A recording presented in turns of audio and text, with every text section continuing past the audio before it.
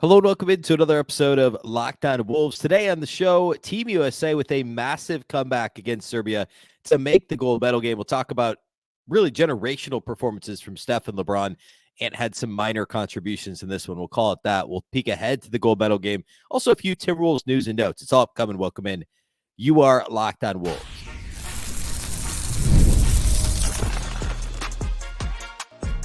You are Locked On Timberwolves, your daily Minnesota Timberwolves podcast. Part of the Locked On Podcast Network, your team every day.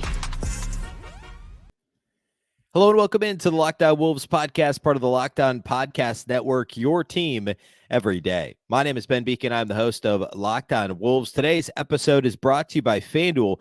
Make every moment more. In the middle of summer, sports just aren't always sportsing like we want them to. We're fortunate to have the Olympics, but still, no actual NBA basketball, no actual NHL, no actual football yet. But this summer, FanDuel is hooking up all customers with a boost or a bonus daily. That's right. There's something for everyone every day, all summer long. Visit FanDuel.com to get started. Happy Friday, everybody. Happy weekend. Hopefully you've had a fantastic week. It's a big weekend. The gold medal match for Team USA is on Saturday afternoon. We'll talk about that, of course, on Monday's show, whatever happens on Saturday, but that should be a lot of fun. Team USA and Team France. Today, we are going to talk about the Team USA 4-point win over Serbia in the semifinal. That was a 17-point deficit at one point. Really, at the end of the third quarter, this thing looked like there was a great chance Team USA was going to lose. We'll talk all about that game today. We'll talk about Steph. We'll talk about LeBron. We'll talk a little Joel Embiid. Ant did not play well. We'll talk about that. And then we'll get to some news and notes here, coaching staff promotions for the Timberwolves and Reid cover stories, all that stuff later in the show here today as well. A big thank you, first of all, for making Locked On Wolves your first listen every day. Of course, this show is free and available everywhere. That includes YouTube as well as all of your favorite audio platforms. Wherever you'd like to listen to podcasts, you can find Locked On Wolves. You can also watch on the Locked On Sports Minnesota app on both Roku and Amazon Fire TV. All right. So the Team USA comeback was incredible. Serbia looked nothing like they did in the exhibition game Team USA played them in, or in the the pool play game week and a half ago or so. Team USA looked nothing like they have previously either until the fourth quarter. The first half of this game, like to this point, let me say it this way. To this point in the Olympics, Steph Curry has been very quiet. I think it was the first game of pool play, which was the win over Serbia, where I talked about Steph Curry's gravity as a player. And Steph has not scored much. I think he had 11 points in that game. He had at least one, if not two, single-digit games mixed in there since the actual, I'm not talking about the friendlies, like since the actual Olympics started. Very quiet Steph Curry. However, his presence is super important, especially for this Team USA team, which has a number of good shooters, but obviously Steph Curry's the best shooter of all time, and he brings a certain level of gravity with him. When he's moving off the ball, more than one defender is watching him. He's literally turning heads on the defensive end of the floor, and everybody else is so talented. You're not talking about the other fifth option on the Warriors, especially last year, fifth option on an NBA team, like a regular team. You're talking about 5 all-stars at all times on the court. So if more than one person's forced to watch Steph Curry, somebody else is going to eat. And we've seen that. We've seen it be, one game was Jason Tatum, one game was Anthony Edwards. We've seen it be Kevin Durant. And Steph's presence has had something to do with that. Not in every case, but in pretty much every game, he's had an impact simply by him being on the floor. In this game, Steph Curry got going early, and it is a really good thing that he did because Serbia could not miss early in this game, and neither could Steph Curry. Steph had 14 of Team USA's first 15 points in this game. And I think it was 15-14 Team USA. And in that period of time, all 5 Serbian starters had scored. Think about that. So all 5 starters from Serbia had scored at least one bucket. Steph Curry had 14 to Team USA's 15 points at that point. So it was quite literally Steph 14, Serbia 14, and I think Durant had a free throw mixed in there. Everyone was hot for Serbia. Their ball movement was incredible. It was really high level shooting and scoring period for Serbia. Most of it was threes, but in general, great ball movement, fast pace. really kind of a breakneck speed. And Serbia is such a good half-court team. It was a bit surprising, but they were more than comfortable playing at a fast pace early in this game. Um, and Av- Avramovic, there it is. Avramovic, got it, was awesome early in this game for Serbia. Like really, really good. What did he finish with? Avramovic finished with 15, and I'm pretty sure that was all in the first half. He was so good early in this game. And ended up only playing 18 minutes. So Micic played a ton down the stretch for them. And of the 5 starters, Avramovic was the best player in the first quarter of this game. He ended up playing the least minutes of any of their starters, which actually really did surprise me. But he was great. He was 4 of 6 on threes, actually did make the most threes of anybody on Serbia. I don't know why he wasn't on the floor in the fourth quarter. We'll get more to that more in a second here. I think Serbia left some stuff on the table as this game slipped away. So this was a close game early. Like as we got to the end of the first quarter, at the end of the first quarter, Serbia was up by 8. Ant struggled when he first was in the game, only played a little bit, played, I don't know, what, 8 minutes or so, 7 or 8 minutes. End of the first quarter, first part of the second quarter, had 2 turnovers. And he did have the only shot for Team USA during that stretch. Were stuck on, 23 points for really, or 21 points for a really long time. Ant had their only bucket for, it was literally like an 8 or 9 minute stretch where they couldn't score. Ant had a crossover step back long 2. That was the only shot that he made in the game. And the only shot Team USA made, it was the only shot he made in that game. And the only shot Team USA made during that stretch. But he also had a couple of bad turnovers, and, added a little bit in terms of rebounding. The defense was a step slow. He had a block, but it was only because he got beat off the dribble. This was in the first quarter. Got beat straight up off the dribble. Somebody else picked up his assignment, and Ant got the chase down and an emphatic block. But it was poor contained from Ant, and that happened multiple times in this game. He just didn't quite look like he was 100% ready to go or in it, or I would never say Ant's not up to the moment because I don't think that was the case. I think maybe, and Ant wasn't the only one. I think Team USA period was a little surprised at how good Serbia was. I guess I don't know. Like I think having blown them out previously certainly plays into this. And there was this whole idea, like, were they playing possum in the first game? Like, I don't think they intentionally lost, but clearly this is to go to the gold medal game. Of course, whoever you're going to play is going to play 100%. And I'm not saying Team USA wasn't trying, but at this level of basketball with pride like this on the line, if you're not at 100% effort, if you're not treating this like it's a finals game, and I don't think that's an exaggeration, that's what this is for these other countries. And really, it would be the end of the world if Team USA lost in the semis at this point in history, right? So, like, if Team USA is expected to win, it would be a disaster if they don't. Like, winning a gold medal isn't the most exciting day ever for Minnesota for Team USA fans, for Americans, because they're expected to, but you can't lose. And so for Serbia, it is like their Super Bowl. It really is. You have to expect that. And I think Team USA, and especially including Ant, just kind of seemed a little off. And not that they weren't trying, but just a step behind where they needed to be early in this game. And it's a really good thing that Steph Curry came to play. And frankly, it was only Steph Curry. I bet you he had 14 of their first 15 points. It was just Steph in the first half of this game for Team USA. They finally pushed back a little at the end of the second quarter. And this was a 10-point lead at halftime for Serbia.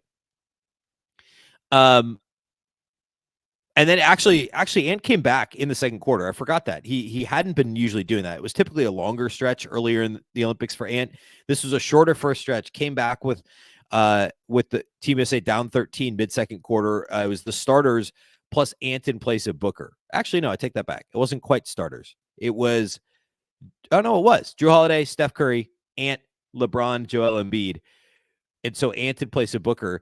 They got to within 10 points with 2.5 minutes left. And then Ant made a really dumb foul with Team USA in the penalty, committed the foul. Serbia gets to the line. Kerr puts his head in his hands, takes Ant out, and Kevin Durant gets inserted into the game.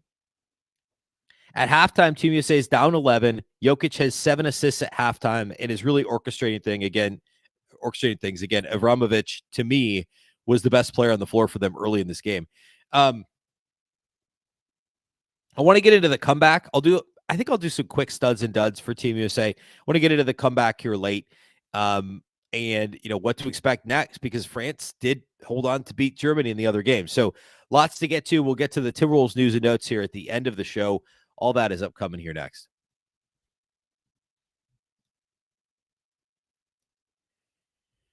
Today's episode of Locked On Wolves is brought to us by BetterHelp. The show is sponsored by BetterHelp. When your schedule's packed with kids' activities or big work projects or whatever it might be, it's super easy to let your priorities skip. What are your self-care non-negotiables? Maybe you never skip leg day, or maybe it should just be therapy day that you never skip. Even when we know what makes us happy, it's hard to make time for it. But when you feel like you have no time for yourself, non-negotiables like therapy are more important than ever. And it's super easy to get too busy to worry about stuff that otherwise, like, I don't know, you don't think about it. But if you make it a habit and you make it practice to care about therapy, to make something like therapy at the top of your list, and again, a priority, that's going to do something massive for your, everyday psyche and ultimately your mental health. If you're thinking of starting therapy, give BetterHelp a try. It's entirely online and it's designed to be convenient, flexible, and suited to your schedule. Just fill out a brief questionnaire to get matched with a licensed therapist and switch therapists at any time for no additional charge. Never skip therapy day with BetterHelp. Visit BetterHelp.com/LockedOnNBA today to get 10% off your first month. That's BetterHelp, HELP.com/LockedOnNBA.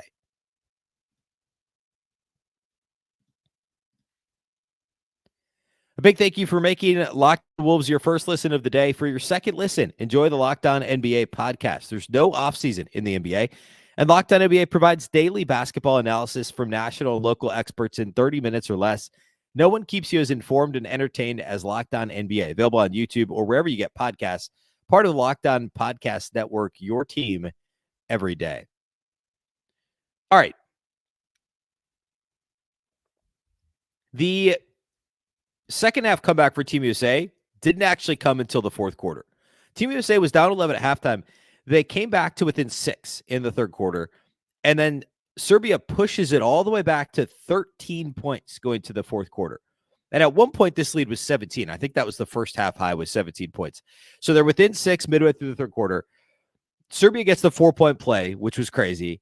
Some silly Team USA fouls in the penalty, etc. Serbia played a zone that, for whatever reason, Team USA could not figure out. We see this all the time in the NBA, where a zone can really mess with teams. But usually it just takes a few possessions to figure it out. And Serbia kept going to what was basically a matchup zone and trying to clog lanes. And Team USA, the ball movement wasn't there. They were trying to drive and kick, but they were getting cut off and then stopping and then shooting tough mid-range jumpers, or turning the ball over, or trying to force a pass inside against the zone. Serbia would extend their zone so far out on the perimeter. Team USA was trying to throw these skip passes that Serbia was getting hands on. It just looked like your run-of-the-mill NBA team trying to, flummox to buy a zone in the NBA regular season. And I don't know why they couldn't really figure it out. There were some nice play calls mixed in there, especially early in the game, for Steph to get him some shots. But it was just like, man, they're down 13 points starting the fourth quarter. Like, it was that moment. It was after the 4-point play when Team USA got to within 6. The 4-point play happens. There's this, again, a huge momentum shift, and Serbia grabs all the momentum headed to the fourth quarter, up 13. It felt like Team USA was going to lose. It really did. And it took a few minutes into the fourth quarter before Team USA was like fully in it. And Ant never played in the fourth quarter. I think he played briefly in the third, but not in the fourth.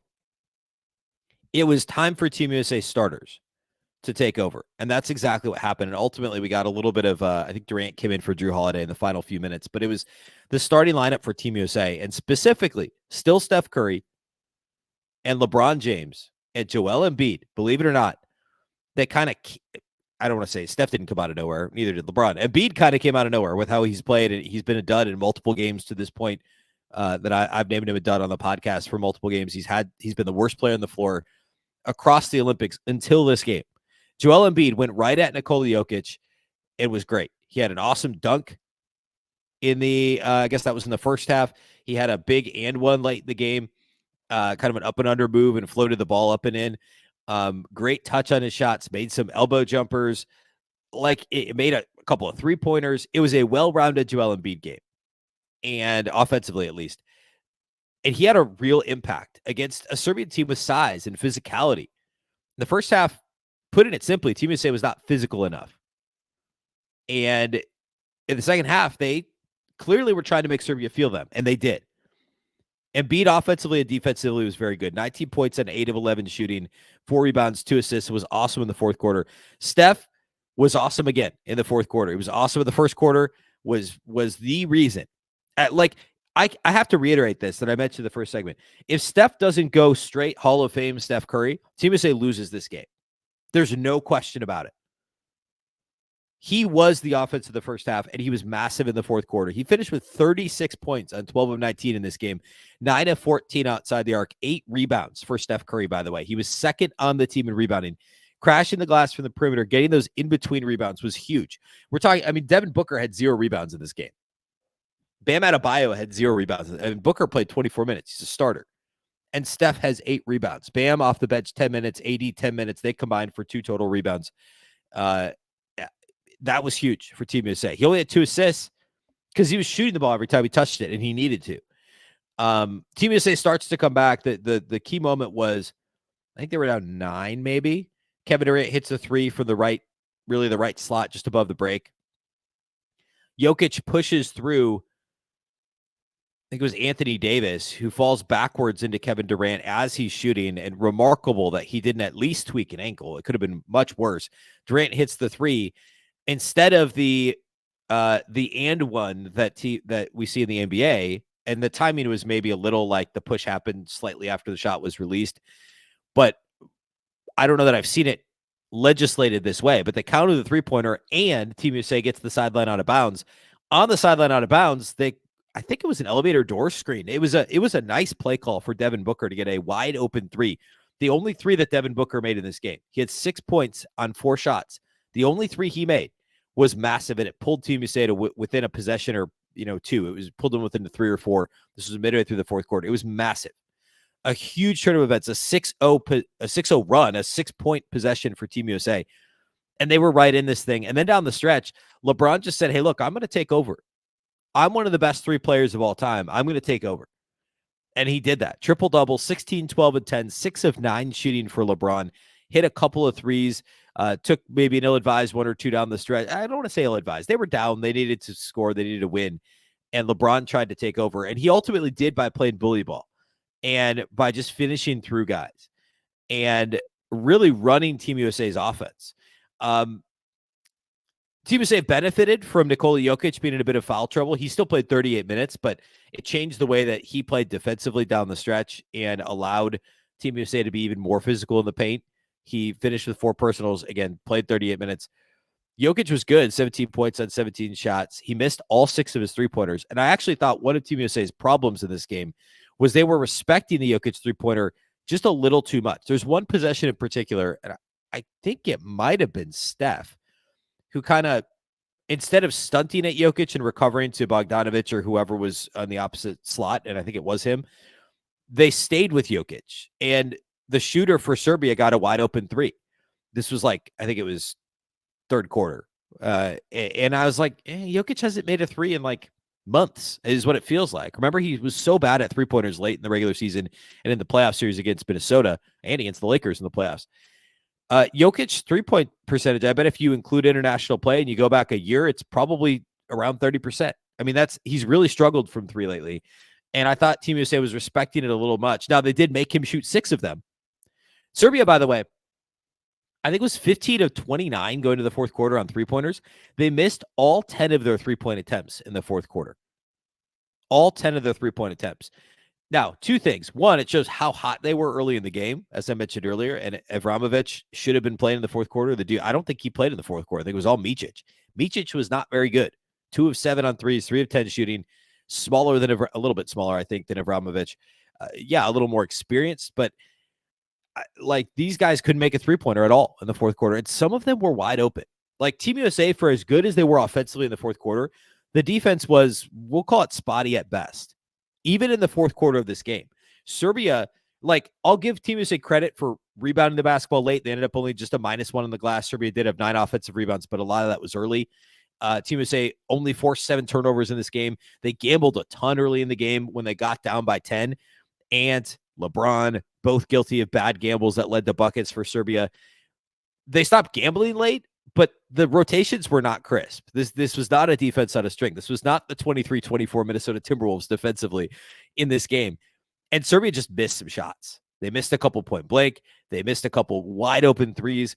Credit to the physicality rebounding the basketball. Credit to the overall physicality, trying to fight through screens, etc. But the defense was not great late in this game. Serbia's got more shooters than France, but that's going to be something to keep an eye on, because the defense that had been so good at times by simply overwhelming other teams physically was not good in this game. So the comeback is completed with LeBron, with Embiid, with Steph being massive down the stretch. Ant is not a part of the comeback, but it basically was the starters. And then ultimately down the stretch, taking Drew Holiday off the bench for a little bit of offense. Holiday, by the way, was very good. 7 assists, only 1 turnover in this game. But Durant off the bench then down the stretch. Studs and duds, very easy. Studs, LeBron, Embiid, Steph. I mean, I'd probably reverse the order. I'd probably go Steph, Embiid, LeBron. Although LeBron, again, triple-double, 16, 12, and 10. He had 12 rebounds. Next highest on the team was Steph with 8. Nobody else had more than 4 for Team USA, and that was Embiid. So the top 3 leading scorers, top 3 leading rebounders, and I guess technically also the 1, 3, and 4 assist leaders for Team USA as well. By the way, Team USA ended up shooting 50% on 3, 16 of 32. So very impressive performance for Team USA down the stretch against obviously a hungry Serbian team looking for the gold medal game. Next up is Team France in the gold medal game Saturday afternoon. I think it's 2 p.m. Central. And Rudy is still just playing a bit role the last couple games for France. He played like 3 or 4 minutes this last time around. But France has athletes. They've got this Lesor guy down low, like an undersized center who's been playing basically instead of Rudy. Been spelling Wembanyama, been playing with Wembanyama.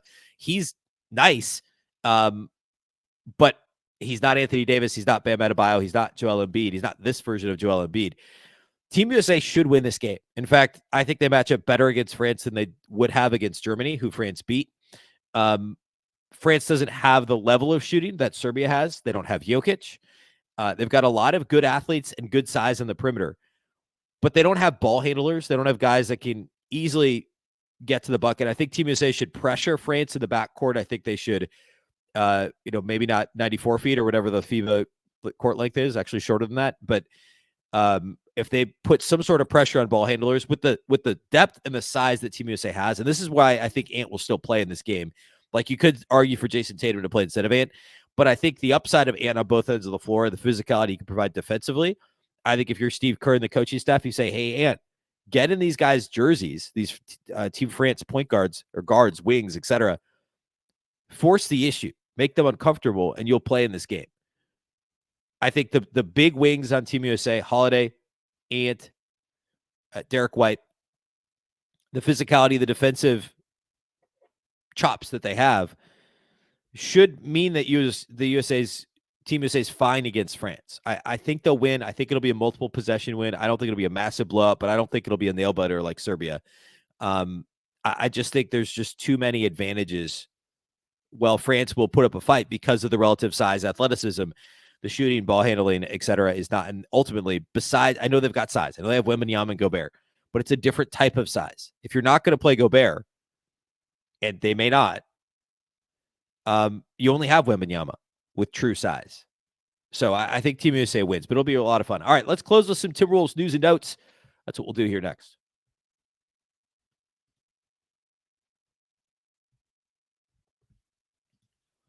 Today's episode of Locked On Wolves is brought to us by our title sponsors over at FanDuel. I love sports. I love them so much that I never, ever want them to stop. But in the dog days of summer, thank goodness we have the Olympics, because otherwise it's just, hey, WNBA is on hiatus too. It's just baseball right now. Little League World Series, I guess, is happening pretty soon here, though. NFL preseason football actually just started. We're in the middle of week 1 of the NFL preseason, so at least we have that. We have the Olympics. WNBA will be back, and we're only a few weeks out from the NHL starting, really, too. It's kind of crazy. But no matter what, throughout the summer, FanDuel keeps you going whenever you want. All you have to do is open the app and dream up bets anytime you're in the mood. This summer, FanDuel's hooking up all customers with a boost or a bonus daily. That's right. There's something for everyone every day all summer long. And right now, you can go over there, check out the gold medal game on FanDuel. Right now, Team USA is 16-point favorites over France. I don't know that I would take the minus 16, but I do think Team USA will win. What did I say? I said multiple possessions. I think they win by, I don't know, I'll make the call. I'll call it 8. Although I'm not confident enough that I'd take the points with France either, because this could turn into a blowout too. But that would be my pick. Is I think I don't know that I'd go minus 16. Maybe Team USA money line, which is only minus 1,400 right now. But that would make me feel better, at least in terms of I don't know. I'd be too nervous to take the points with France. Anyway, France is plus 16 in this game if you do want to do that. Again, FanDuel's hooking up all customers with the boost or the bonus daily. Head over to FanDuel.com. Start making the most out of your summer. FanDuel, official sports betting partner of Major League Baseball.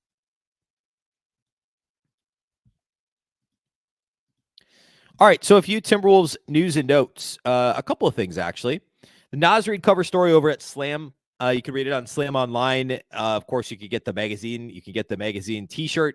You get all the above. Any Naz Reid Slam-related, I guess, swag. You could definitely acquire it. It's a great article. Naz is awesome.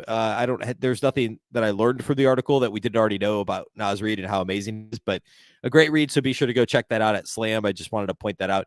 Timberwolves also, it was announced that the Wolves will play on Christmas Day. We'd seen that teased a few weeks ago. And actually the NBA has not officially announced the schedule, I don't think, but it was reported, I think, first by Shams Charania over at The Athletic, that Wolves at Mavs will be one of the games on Christmas Day. You'll get Spurs Knicks, you'll get Wolves Mavs, you'll get Sixers Celtics, Warriors Lakers, and Nuggets at Suns. No OKC on Christmas Day, which I think is an oversight. But very excited for the Timberwolves to play a Christmas Day game against Dallas. We don't have the schedule yet. We don't know what time, but be sure to I don't know, set your DVRs if you're or do your best to watch it live. Depending on how your Christmas Day shakes out. I'm very curious. My Christmas Day, it's going to depend on what time it is if I'm caught up live on that game. But I may have to shift some things, I guess. Not used to what they played. I think one Jimmy Butler year the Timberwolves played on Christmas, and it was like at the Lakers, and it was like a 9:30 p.m. tip, 10 p.m. tip. That wasn't a big deal. Hopefully it's an early or late one for Christmas Day. All right, and then the last thing is the Timberwolves made a few coaching staff promotions and changes that I wanted to point out, or a couple of them really. It was a lot of promotions within Max Lefebvre, who of course coached I think he coached the Summer League team last year, not this year, but last year. I think he was one of the co-coaches last year with Joe Boylan, who, by the way, went to Memphis. I don't think we talked about that, but he's now with the Memphis staff with the Grizzlies with Taylor Jenkins. But Lefebvre got promoted to a full-on assistant coach. He's been a player development coach previously, so good for him. Jeff Newton was promoted to assistant coach. He was quality control coach last season. Chris Hines, who coached the Summer League team this year that went 4-1, he was promoted to assistant coach / director of player development. He was also player development coach. Nathan Bubes was promoted as well to assistant coach / quality control coach, and Moses Ambe, I don't know how to say that, was promoted to assistant coach player development, which is key. And then they added James White as player development coach. I guess last year he was in Iowa, so he was with the organization. And then Joey Dorsey, may remember him, former NBA player, played overseas for about a decade, was a volunteer coach for Memphis last year. Sorry, University of Memphis College men's basketball last year. He is now a player development assistant in his first actual NBA coaching role. And then they also promoted a manager of basketball analytics, Cole Fisher. This is interesting. I didn't know this. Cole Fisher was on the team already, or with the front office as a coaching analyst. He started as an intern with the Raptors in 2017. Was an intern for the Kings in 2018. And in his little bio in the press release at NBA on the Timberwolves website, it says that Cole Fisher has created a web application to help accurately predict future NBA success for current G League players, as well as other web applications. That's interesting.